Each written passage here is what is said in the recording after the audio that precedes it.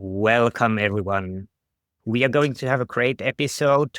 We are going to discuss about research methods, fine-tuning, sport training, heart rate variability, and many interesting topics. And we have a great guest for this episode.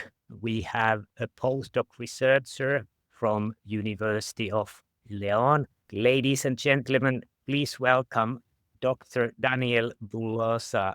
Would you like to first tell a little bit about your career? How did you come to this point, and what have been driven you, and so on? Okay, thank you very much, Olli, for the introduction, for the presentation.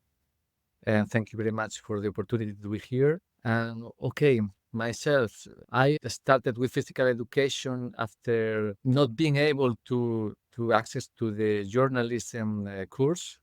Okay, this was my first interest, but because I was a sportman and athlete in different sports, I started with physical education. I like it, and after finishing the undergraduate, I start to work first as physical education teacher, and then as coach in different sports, football, track and field, and also working in a gym with different fitness and elderly people, swimming, and lots of different experiences. And at the same time, during those years, I developed my master. It was not exactly the master because in Spain at that time, the name was the Advanced Studies or something like that, which is imitating the French model, but it basically is a master science course. And after finishing the master science within my first professional years, I started my PhD, but I was working at the same time. So it was very hard because maybe my week was of 60 hours of work or something like that. But after finishing the PhD, my PhD was in the University of Coruña with Professor Emil. We studied the acute effects of different running protocols in endurance runners, triathletes, both males and females, in jump capacity, heart rate recovery, basically these simple measures. But we identified a very novel phenomenon of enhancement in the jump capacity after exhaustion in the endurance runners, which is called at that time potentiation and now post-activation performance enhancement, okay, which is typical for this population. And I finished my PhD in 2009, and at that time, with the financial crisis, etc., there was no possibility of academic positions in Spain. So I had an opportunity in Brazil after applying for a position, and my candidature was accepted, and I started in 2011, at the early month of 2011. I moved to Brazil and worked in Catholic University during the 8 years. Then I moved to University of Brasilia, then moved as visiting professor to Federal University of Mato Grosso do Sul. And finally, I came back to Spain with a Ramon y Cajal contract, postdoctoral contract, and now I'm in University of León with this position. Yeah, sounds like a very interesting trip around the world. Lots of trips. Yes, and you have done many different things, and we have quite many topics for this episode. But maybe we can start. You have discussed about study designs to reduce the gap between science and practice in sport, and how can researchers ensure their work is directly applicable to coaches, practitioners, and athletes? Would you like to expand about this? Yeah, this was an editorial for IGSPP, International Journal of Sports Physiology and Performance. I am associate editor there, and every approximately 2 years, every associate editor writes an editorial. And in this editorial, I call for attention about a very complex issue because most studies in sports science are acute studies, okay? And lots of times we are expecting some direct application of the evidence of the results from these studies, but there is a big gap between these acute studies and the long-term, the chronic adaptations.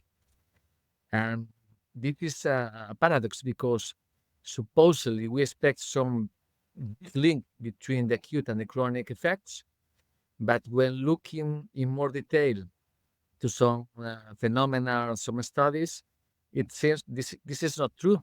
For example, recently I participated as co-author with some colleagues from different countries, Rohit Kumar, for example, the first author, about the complex training, okay, which is the mix between heavy strength exercises and ballistic exercises, looking for post-activation performance enhancement. And in this scoping review, in the systematic review phase, I suggested to look if effectively there are studies examining or looking in every single session, training session, for the acute effect of the potentiation or the performance enhancement during the exercise when performing the ballistic exercise after the heavy exercise. And as we suspected, there is no evidence of this link between the necessity or the acute effect and the chronic effect. So this is one example of lots of examples in sports science. Maybe we are working in a very young field, and some of the thinking or supposed evidence came mostly from the practice, from the field, that for robust evidence. So my call was about trying to look for very robust designs, looking for the link between the acute responses and the chronic responses in different settings. Yeah, sounds very interesting. And as a sport person and sport researcher, kind of, or sport scientist in a way, I think you bring up really good points that many times if you have top athletes, you cannot do really good research with them because it will mess up their training. Yeah. And then you usually use young sports science students which have a different background, different adaptation. And then you kind of try to figure out from the short studies that, all right, we see this effect in moderately trained persons. And then you try to make conclusions for top athletes and maybe for recreational persons who are not as fit. So how do you see like sport coaching? Is it more art or science? Or how do you see, how should coaches approach the scientific knowledge? Very good point. Coaching for me should be evidence based, but it's true that we don't have sufficient evidence to answer all the questions or to solve all the problems in practice. So this means that maybe we should look for the art part of the profession, but I don't like very much the word art because maybe it sounds like we are trying to figure out what is better without evidence. And I think that if we study very hard and we use the scientific methods, the limitations, okay, in the field, as you said, one another point or an issue with the applicability of evidence refers to the specificity of the sample. We cannot transfer evidence from athletes to young physically active people and vice versa, but we can infer some specific adaptations. And more importantly, when we are working as coaches, we should record all the valid and useful data to try to figure out what happens individually. Because for me, the key point is that when monitoring an athlete, there are some not universal but expected responses, but lots of times we can see very individual responses. So with the scientific method, with a scientific approach, we can better identify these individual responses and being open-minded always in all the cases. Yeah, good points. And I would think it in a way that you need a lot of knowledge in physiology, you need a lot of knowledge in training science, you need a lot of practical knowledge from coaching, and then you kind of make synthesis of it. And you need kind of Psychology. fill the empty gaps. You need to make quite a bit of thinking and also kind of assume things and be really able to synthesize different knowledge and kind of be able also to not trust the meta-analysis in a way. You need to read them, you need to understand, but I think it's very difficult to kind of say exactly how to come up with the coaching knowledge that would be optimal. Yeah, maybe for me the art word may be better related to the creativity as professionals. So being able to, apart from think out of the box, being able to create novel solutions, but trying to be evidence-based. Yeah. Okay, I think this is the point. Yeah.